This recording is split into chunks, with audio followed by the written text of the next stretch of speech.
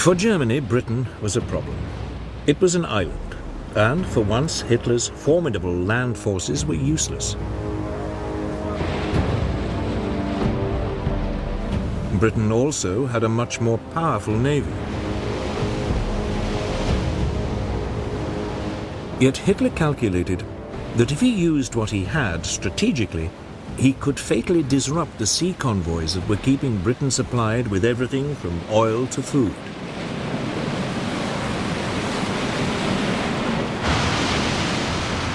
In the first 18 months of the war, German raiders sank more than 130 British merchant vessels.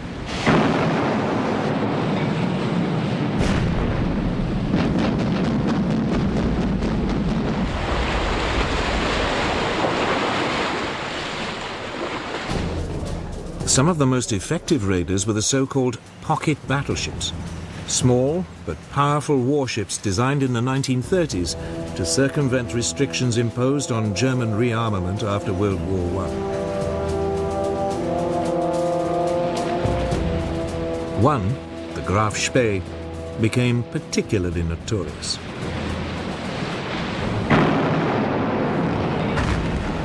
In a matter of weeks, she sank 9 Allied merchant ships in the South Atlantic before being cornered off the River Plate in South America and Scotland.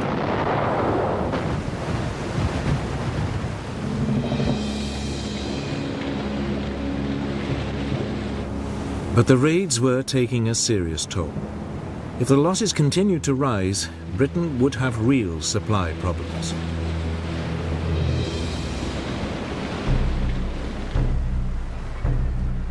Then, in early spring 1941, Germany's first and only 2 full-sized battleships completed their sea trials.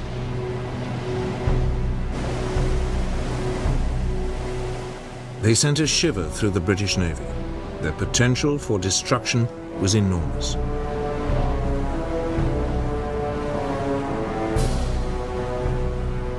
First into action was the Bismarck. In May, RAF reconnaissance aircraft spotted her in the Norwegian port of Bergen, trying to sneak out into the North Atlantic. The British Navy set off in pursuit.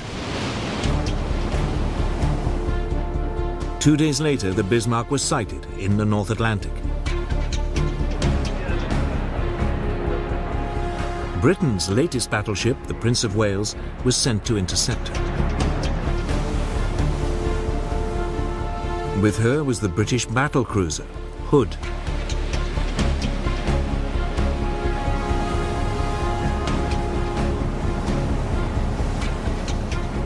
Early on May the 24th, 1941, the 2 forces met. It was the first time the 2 sides' battleships had squared up to each other.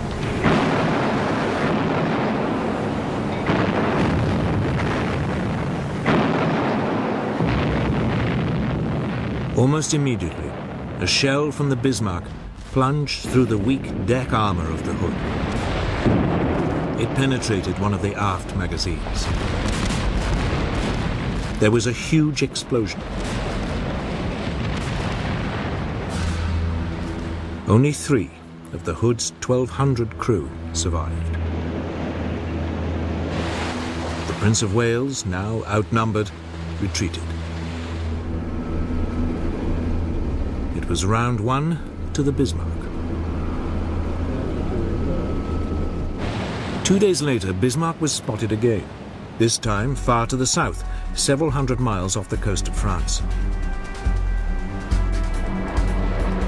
British Swordfish torpedo bombers swooped in.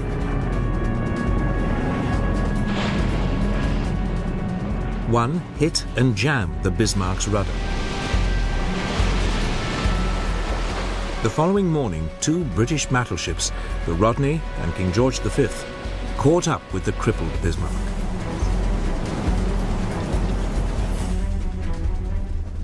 They started pouring heavy caliber shells onto the hapless German ship. She was soon reduced to a blazing wreck. Bismarck was finally sunk by a torpedo. All but 110 of her 2,300 crew perished. The Bismarck had been sunk before she'd had a chance to prove her worth.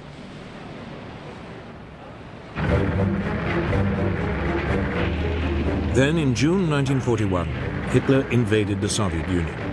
The war at sea entered a new phase.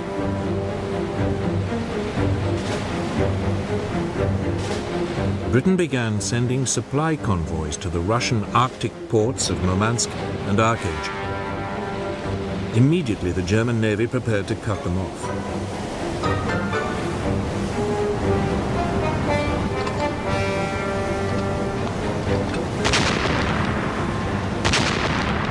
Convoy after convoy was attacked or threatened. By summer 1943, it had become so dangerous, further convoys to Russia were suspended until the autumn, when it was hoped bad weather and poor visibility would offer some protection.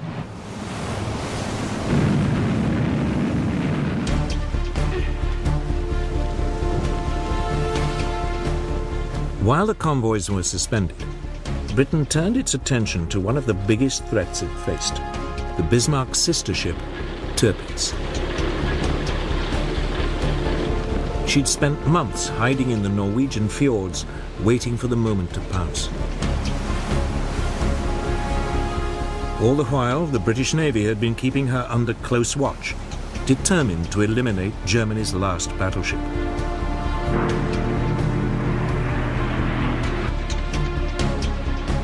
In September 1943, 5 British midget submarines known as X-craft were sent into the Norwegian fjords to sink her.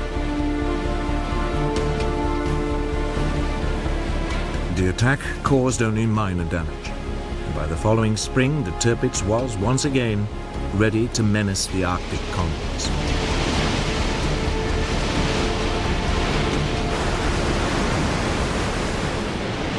The Royal Navy now sent in a massive force to attack her. It included 6 aircraft carriers.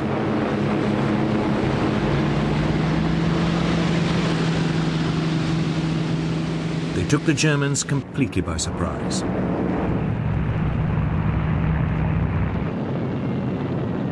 British dive bombers attacked Tirpitz.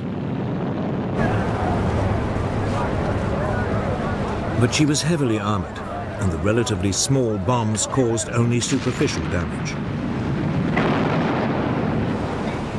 3 months later, she was ready for action again.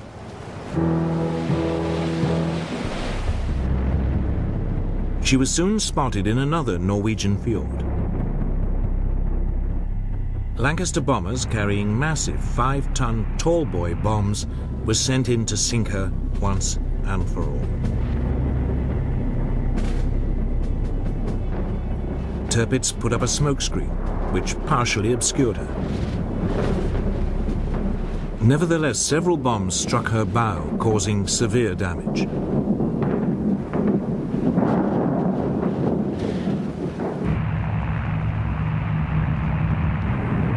Finally, 2 months later, a squadron of Lancaster bombers caught her in perfect weather conditions. 3 tall boys struck home. Tirpitz slowly capsized. Almost 1,000 crew members went down with her.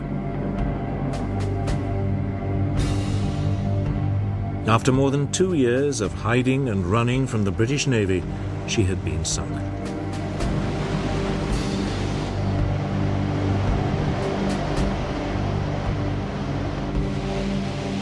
Germany's battleships had promised much, but against the overwhelming might of the British Navy, they'd never had a chance to prove their worth.